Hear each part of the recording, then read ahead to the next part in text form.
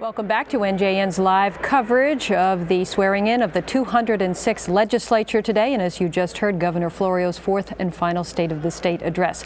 Larry Stuelpnagel is standing by live downtown with our coverage this afternoon. Larry? That's right, Ken. I'm going to have a couple of different reactions for us. First, I'd like to talk to somebody who's been a long-time ally of the governor.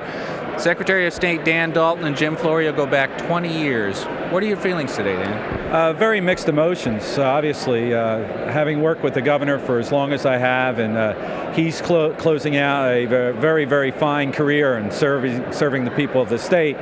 Yeah, you feel a sense of loss, but at the same time, as usual, he gave us a challenge, and the challenge that he gave everyone involved in government, particularly state government, is to be very mindful of property taxes and how property taxes and that problem affects each and every one of us, from an economic development perspective to an environmental perspective. So it was vintage Jim Florio.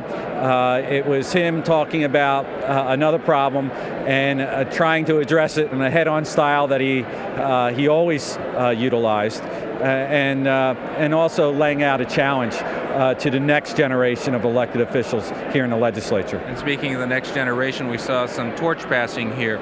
Florio passed a torch on to you. It's now being passed on to your brother, Sean, who's going to be a member of the Assembly. Yeah, Sean was sworn in today as a first-term Assembly person, and he is someone that I am very proud of, my family's proud of, and so it is, again, a day of some irony and some mixed emotions for not only myself, but for my family. All right, Dan Dalton, thanks for joining us. Good luck to you in the days ahead. Thank you. All right, I'd like to have the Senate Majority Leader now.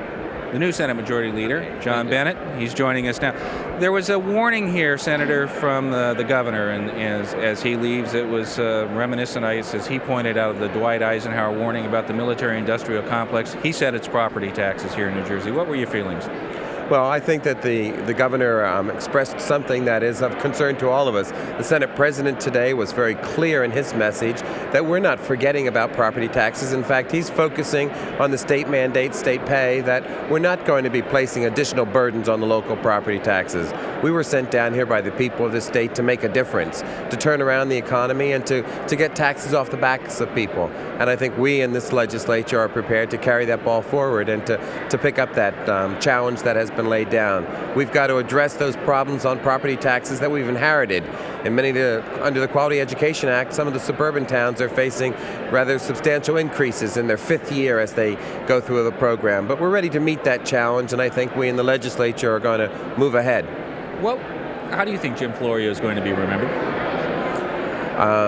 As someone that believed in what he was doing, as a very sincere person that he believed in, but for better or worse, he's going to be remembered for his $2.8 billion tax increase that he rammed through.